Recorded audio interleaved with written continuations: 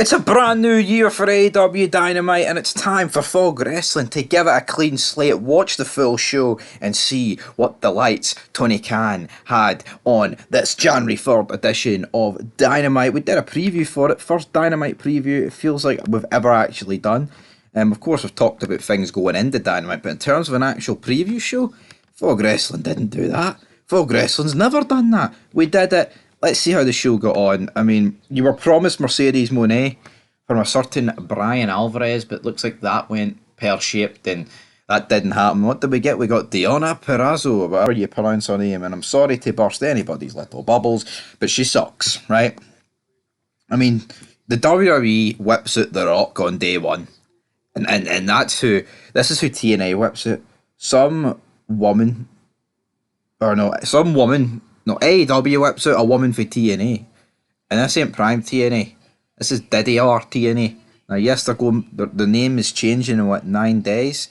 But at the end of the day, man, it doesn't matter what TNA do, man. Name change, nuclear explosion in the Impact Zone at Orlando. Nothing's going to change my opinion on TNA, but let's get into it. Of course, good things tonight that were advertised, like a State of the Union for Christian Cage, all that good stuff. So we'll have to kick off the show, damn it. The Continental Classic's over, just like the year 2023, so 2024 is going to begin. We then get to kick off the show was like a wee mini promo package about Samoa Joe. He says he's not like the rest of the scumbags in New York and he will take what he wants. It's Samoa Joe's world and he's allowing us to live in it. Thank you, Joe. Because, if you didn't, you'd batter me here. Aye, dead on fatty. Now we are joined on commentary. We'll say we're on commentary. Well, technically we are on commentary. We're commentating on the show, aren't we? With Tony Schiavone, Excalibur, and Taz. And then as they're doing their wee intro, Adam Cole's music is hit, and it's like, what? No, it's not Adam Cole. It's the Devil's music, undisputed. So out come the biggest band of jobbers you will ever see in your entire life. Adam Cole coming out with a limp. Then we've got Roderick Strong, right, and Wardlow. I mean, at least I know those three. They're nowhere near draws, right? I'm sorry to burst anyone's bubble, but at the end of the day, Mike Bennett and Matt Taven. Oh, but Stevie, Fog Wrestling, they are ROH tag champs or whatever they are. I don't care, right? Cole says, well, if you people think I'm the devil for attacking the dirtiest player in the game in AEW who's betrayed everyone, then buy me a first-class ticket to hell. You know what? If Adam Cole didn't suck, maybe this would work, but this guy's the devil. Look at him. This frail 5'4" guy, with no body mass whatsoever. He's just skinny fat. And he's calling himself the devil. He's injured. He's hobbling about on crutches. And he's like, bye-bye. Seriously? Is this supposed to get the blood pumping on the first Dynamite of the new year? No, it did the polar opposite for me. It absolutely sucked. It was mince. Let's move on. Or shall we? Because Jay White comes out and he's like, my good friend, Adam, bye-bye. You can attack MJF, but I don't like being collateral damage. And the Guns then run down. Then we get a bit of a brawl. Then the Acclaim come down. Taz is freaking out. Oh, they Acclaimed and Bullet Club Gold, they don't get along. It shows you how much of a devil Adam Cole is, the fact that they're teaming up. And then the crowd are chanting scissors. Then Bullet Club Gold leave the ring. That's your opening segment. It's just filled with jobbers, man.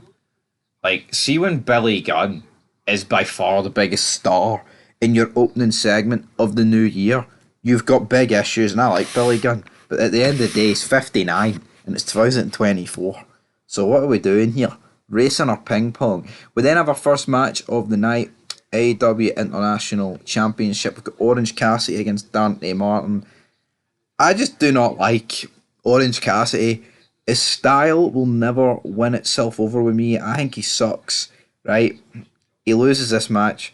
Thankfully, I've got no love for Dante Martin either. Just a jobber match to kick off another jobber year at AEW, and already 2 segments deep. Well, I mean, a match and a segment in, technically 2 segments, and it's just, I'm not feeling it. I am just not feeling it. After the match, though, best friends enter the ring, and then in come Darius and Andretti, and then they all shake hands. But whose music's this? It's Private Party. They essentially call everyone in the tag division. Whoop-de-doo. And yeah, how's this going to go? He even mentions the Hardys, but the Hardys are jobbed out, man. It's a sad state of affairs that I would actually label the Hardys as the worst tag team in AEW, but here, that's just the reality we live in. Tony Storm then arrives with Lucha Butler and Renee. Renee's here. What? Renee, she's like, I thought this was New York, but since it's not and it's New Jersey, I'm leaving. Maria May then is going to wrestle tonight. Gin, tits, shoes, baby. Tony Storm is must see. Aye, whatever. So who knows? Maria May having her first match tonight. How will that go? Prince, Nana, and Swerve Strickland hype up tonight's main event. Essentially, Swerve Strickland thinks he's going to be owed that opportunity against Samoa Joe. We'll have to wait and see because we've got a pretty big main event tonight. Oh wait, it's not a big main event, it's minuscule. Mariah May versus Queen Amanata, whatever the hell her name is. I mean, Mariah May looks like she could be something, right? Now, she's Irish. She did cut a promo after the match. She did win the match as well.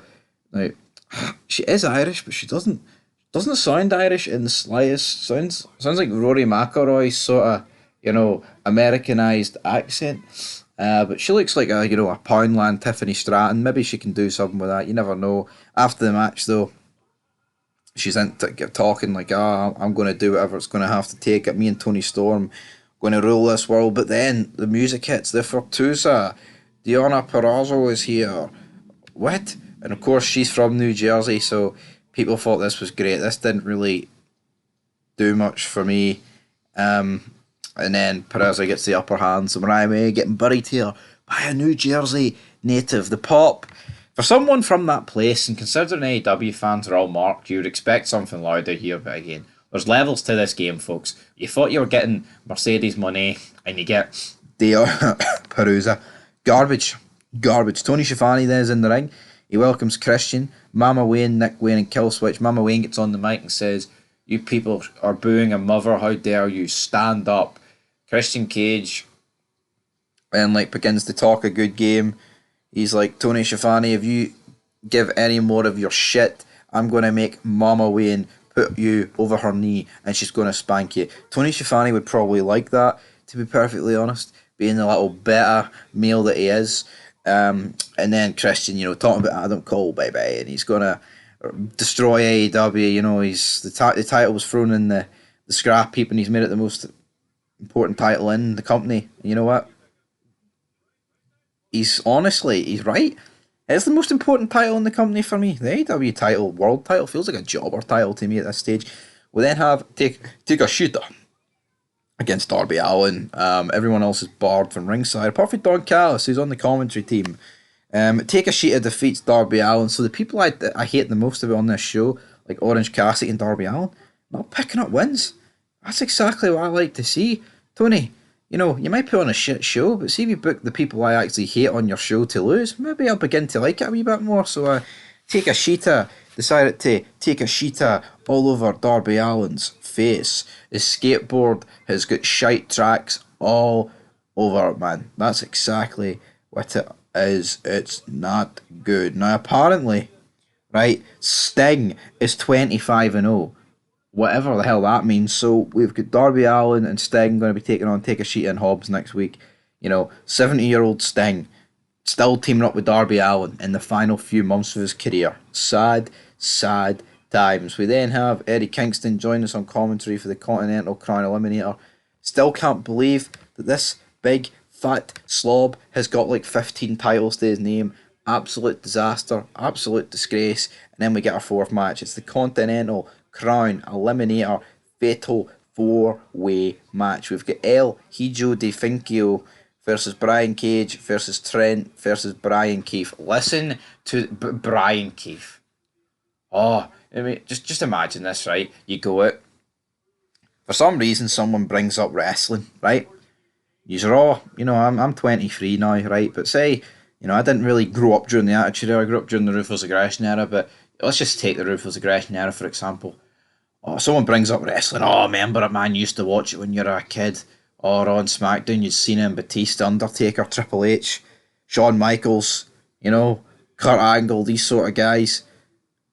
And today, oh, you know, I was watching. I mean, kids in 15 years could be like, I was watching Brian Keefe on AEW. Fuck off with that. Brian Keefe. Sounds like a postman. And I should know what a postman sounds like in the slightest. But yeah, Trent wins. Do not care. Absolute fucking garbage match. People can overhype this as much as they want. It's fucking embarrassing. Matt Menard then cuts a promo. He's interrupted by Hangman Page. Hangman Page like, I'm going to beat somebody's ass. But of course, we've got our main event coming up, and he's got a bit of a feud with Swerve Strickland. He's taking on Danny Garcia. This match was awful. There's a million things wrong with it. You've got that Danny guy, or Dana, whatever his name is, dancing with Daniel Garcia, doing these thrust motions, just fucking embarrassing. And this guy's a sports entertainer. No, no, no, no. Rewind your eyes 3 days previous to The Rock appearing on Raw. That's a sports entertainer. You know, comes out. His entrance is like 4 minutes long. He looks to each corner of the crowd, doing his taunts, and they're going ballistic. He comes out, man. Michael Cole's, you know, near chugging himself off. The Rock's that good. No, Daniel Garcia is a jobber. He is the epitome of a professional wrestler, not a sports entertainer. He's a bum. And then they do the sharpshooter spot on the announce table. Honestly, one of the worst looking spots you'll ever see. He goes for the sharpshooter and they fall off the table, right? And actually, initially when they did it, I thought, well, this table might just break. No, the table didn't just break. They fell off it. And you know what, right? At least they didn't try and put each other back on top of the table in order to, like, I don't know, try and save this move. At least they just, you know, crawled around the announce table and went in the ring. But at the end of the day, it looked awful. Just a jobber match. Garcia loses this match to Swerve Strickland. Swerve Strickland then grabs the mic, talking about, this guy's the man. And then Matt Menard tries to get in the ring, or Daddy Magic, whatever the fuck this jobber's called. He gets in the ring, and like Swerve Strickland just boots him in the balls and throws him outside. It's like, right, I get it. Maybe you're booking, well, not even maybe, but you're booking Swerve Strickland, right? Is this like challenger for Samoa Joe? How shit did Daddy Magic look here? He gets in the ring, right? After being so hyped up on commentary, so I'm going to kick his ass. Gets booted in the balls and thrown outside. Disgrace. But yeah, you're looking at the new AEW World Champion, and then guess what? Hangman Adam Page's music hits. There's a bit of a brawl between these two, and yeah, that's it. Security pulls them apart. This show sucked. Wrestling headlines, who, you know, we read the results from every week, you know, they help us with our reviews, not intentionally. They do it for their own personal gain, so to speak. But they're rating this show a 7.5 out of 10. A 7.5 out of 10. That is 2.5 marks away from perfection. And the problem with the show is that nothing was can't miss. Well, nothing was watchable either, so anyway, new year, same old pants for Dynamite. I like the Christian segment. That's about it, troops. I'm going to give it a 1 out of 10. Until next time, peace.